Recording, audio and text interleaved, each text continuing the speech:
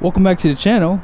I was just driving on this beautiful Sunday heading back home today, and I found a 5500. This is a 2022, and this has a unique package, which is the SLT. I rarely see them like this, and it has the painted fender flare. I thought it was a Laramie, but I knew that they don't make a Laramie in just a regular cab, so I had to turn around real quick and show this truck just really quickly. The dealership's closed, unfortunately, but I can always show you guys some specs online if I need to. But starting off on the front, if you don't know, in 2022 they did update the grille on the Bighorns, and so the SLT actually got that update too. And this one, I mean, it has a good amount of options on it.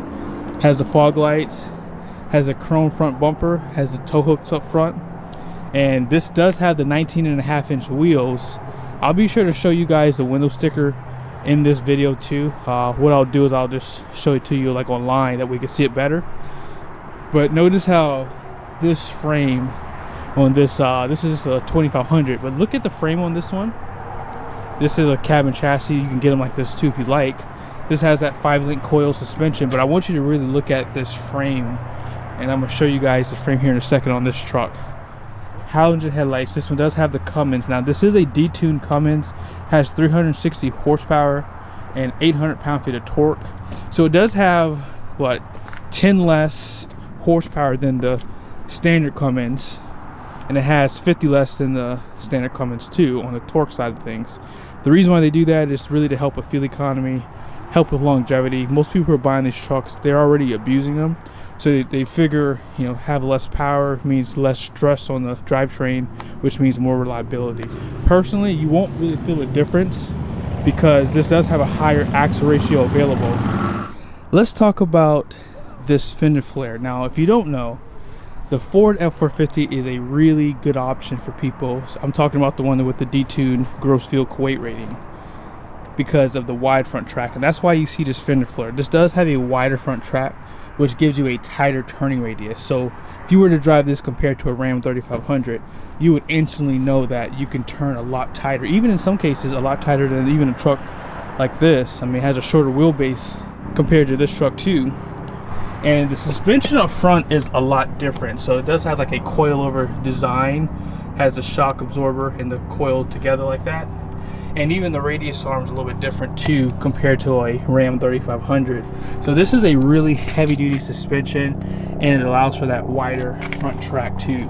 Now, I am really proud of Ram. I cannot remember if they were using Hankook tires in the past, but this 19.5-inch wheel is wrapped in this Hankook, and I think it's here's the name of it right here. It's more of like a commercial style tire, obviously, and it's going to help probably with highway fuel economy too. Let me see if I can show you guys some of the ratings for the tire here. Hold on one second. All right, this one's in a little bit better position.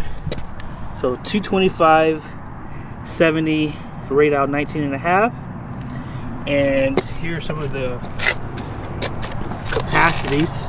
Now this is a 14 ply, and this has 3,970 pounds of capacity for single, and then dual is 3,750, and here's the kilograms here at 110 psi's.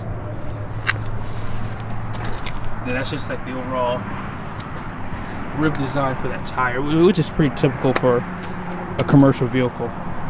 All right, so literally I just noticed that this truck did not have four-wheel drive, so I had to jump under here and show you. Look at the stabilizer bars. I mean, I'm just not used to seeing these trucks because I live in Maryland, and you just don't normally see them without four-wheel drive. But that's what it looks like. This is definitely a truck that, if you're always loaded up, you really don't need four-wheel drive. Just don't go down any dirt roads or pray you don't get stuck in the snow. I think I would always buy a truck with four-wheel drive personally. And I've had instances where I've gotten stuck, and it wasn't even that much like dirt or whatever to be stuck in, so that's why I just prefer to have four-wheel drive. But like I said, I want to show this to you really quickly. Hopefully you guys know to pause if you want to see more, but hopefully I'm showing you everything you'd like to see under the truck. Now you do have your DEF tank pretty much right here. It is slightly bigger than the Ram 3500, and I'll show that to you here in the video, but look at the size of this frame. It is absolutely enormous. And this one does have the option for two tanks. You have one here, and the other one's right back here. I'm not sure if all of them are like that, but these are incandescent bulbs. And if I have a chance, maybe I'll build one in this video for you guys. But check out the leaf suspension. Now, if you look at a Ram 3500 dually, if you get the high output or the standard output Cummins, it does have a different suspension. But if you move up to a cabin chassis, you get an even more robust suspension. I mean, look how many leafs you have in the leaf pack. You do have your overload leaf springs right here, and these are your bump stops. And I mean, this truck, if you get a 5500, has a 19,500 pound GVWR. So I mean, this is just truly for heavy lifting. I mean, how many leafs are in here? Let's count them. 1, 2, 3, 4, 5, 6, 7, 8, 9. 9 in the main leaf pack. 10, 11 for the overloads if you count those. So yeah, this is a really heavy duty truck. I mean, look at the support for the suspension too. I mean, just more robust. Now again, let's go back here. I mean, it's not really fair to compare this truck versus this one. You'd have to look at a 3500. But look at the, you know, they actually weld this on compared to that 5500 is bolted in that frame for more, you know, support, for more ruggedness. And it's just the overall size of the frame is just, it's ginormous, really. Look how big that is. You can see how big the drive shaft is too. A little bit different from what you see on the 3500 HDs.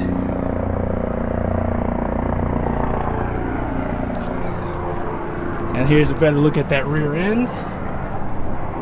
Check that out.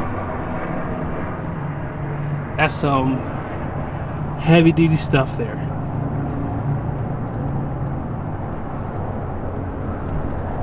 I mean, even the brake size is pretty big compared to what I've seen on the Ram 3500s. And I wanted to show you guys just a better look at these wheels too.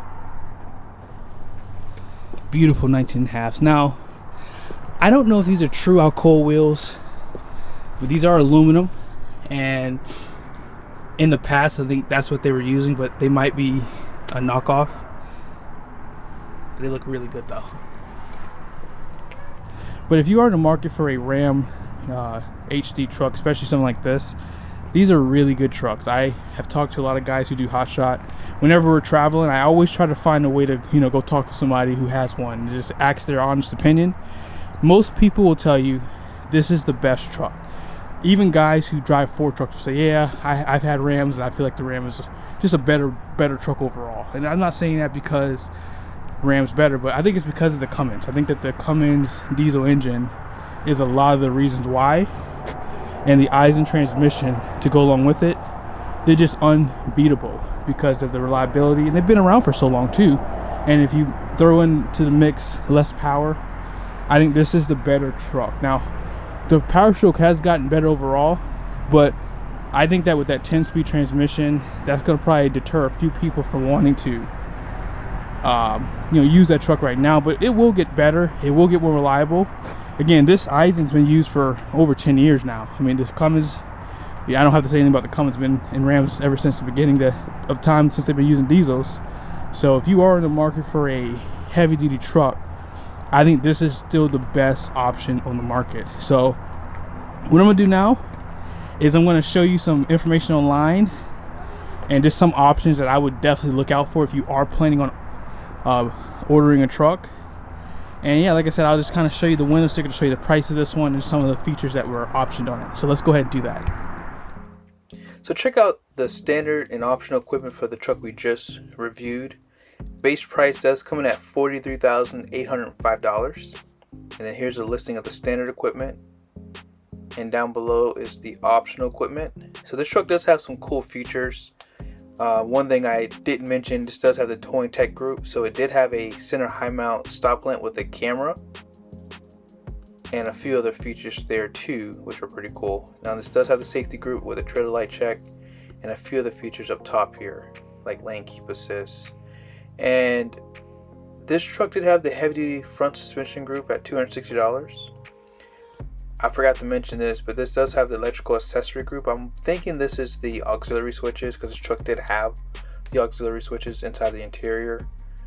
And as far as the Eisen and the Cummins, they do actually give you a price for two. There is two Eisens, I'll show it to you here in a second.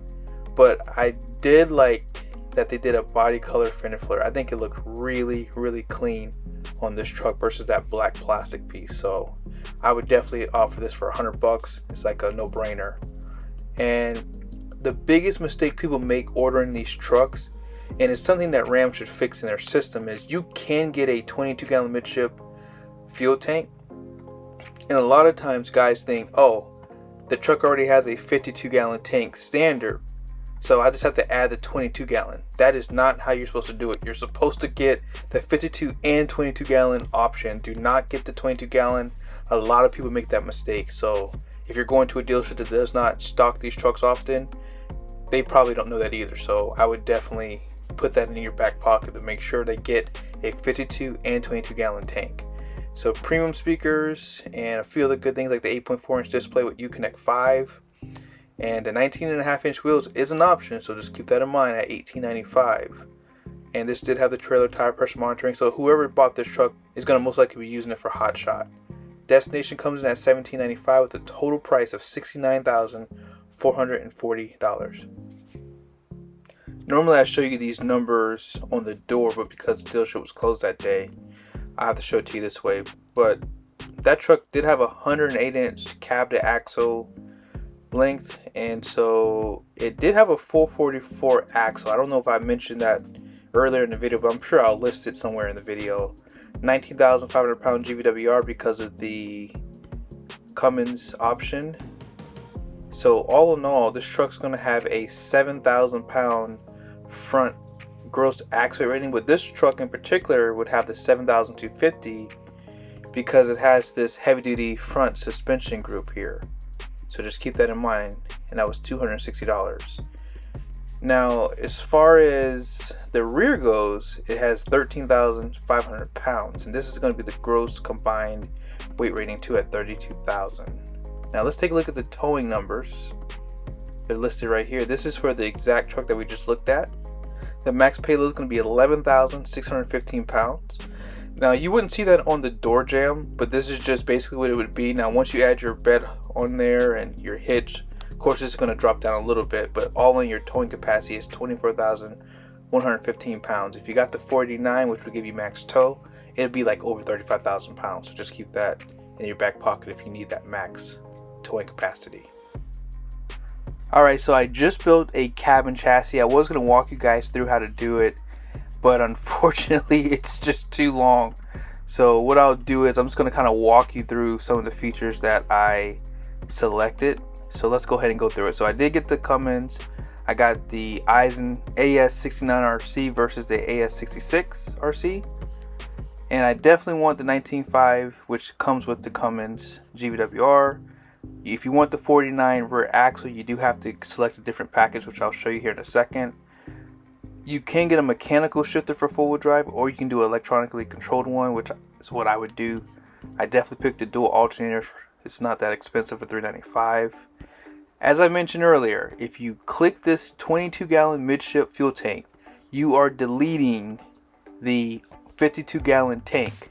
So I strongly recommend you make sure your dealership knows and understands this. If you do this, it has to say 52 and 22-gallon dual fuel tank, because some people don't want the bigger fuel tank. So just keep that in mind. A lot of people make that mistake.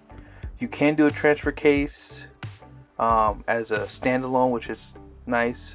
I definitely would do the engine shutdown timer for this. And moving on down, I didn't get a lot of these packages, but heavy duty front suspension group is a no-brainer. I did try to select this earlier, but I can't remember why. I guess you have to click an entertainment feature, which I just skipped. I did get the luxury group because I did get the 12-inch display, which you'll see down below. And then here's everything that comes in this, so be sure to pause if you want to see more. I did skip all this stuff too, with the exception of the LED lights. This is a must-have for me because the headlights, granted the halogens aren't terrible, but you get the LED headlights and fog lights and they are amazing. I didn't get the tech group for the towing. I did get the max tow, which you have to pick to get that 49. Now I did want to get the painted fender flare, so if you want that, you do have to pick one of these monotone colors. You can't get a low volume color and get that, so I prefer just to get the Patriot Blue. And then here are a few other things I got. I got the mirror mounted auxiliary reverse lamps, and that was pretty much it there. And then this is the body color fender flare for $100. And I did get the forged aluminum wheels, 19.5. They do come standard with 19.5. They're just a steel wheel and they don't look that nice, so I would definitely upgrade those. I mean, for $1,195, it's a no-brainer for me. And then moving on down, I didn't get any running boards. I feel like I'd probably just add some power steps to it later, since they don't offer it on this truck. And then you can do a rear sliding window at $295. Oh, wouldn't it make you buy something else? Oh, you have to take off the luxury group, so I guess it already comes a part of that package, so never mind. And as far as the interior goes, I didn't know this. You can do a 5-passenger on this truck. So that's what I pretty much did. Let me see if I can get a darker seat color too here. Oh yeah, I mean, you do get like a tan, but this looks good actually. I like this a little bit better. Actually, you know, I just noticed they did take away my 12-inch display here. Let's see if it lets me do it with the 5-passenger. Alright, so they do let you do it with the 5-passenger. And then you do have to get the Alpine sound system too, so you get a lot of good features there. This has that 2-way lumbar support. You can delete the rear seat. That's the cool thing about these trucks. You can do a lot of cool things. You can delete the front center seat if you like to, if you get the 6-passenger. And you can get the 8.4-inch display, which will save you a lot of money. I'm at $80,425 so far. And that's pretty much everything I got, I believe. I think I got a few more things like the trailer brake. You can do a maximum speed for the truck too, if you have someone driving it for a company. You can do trailer tire pressure, which I would do. And this truck, why would you build a $80,000 truck without remote start, right? So we'll add that. And then this does have the park view rear backup camera. And you can add parking sensors. I probably would just do just front and rear. And you probably can have them installed onto your bed if you would like. Last few things is you can do a driver airbag only, and you do have a red seatbelt option too, which I don't think will look good with this interior, so we'll skip that. So all in, I was able to stay under 85 grand for a crew cab SLT. Now one thing I'll tell you is you have to build a limited, because a lot of the features that you probably would want would come standard on that truck. But I hope this was helpful. Be sure to like the video, subscribe to the channel guys, and I will see you soon.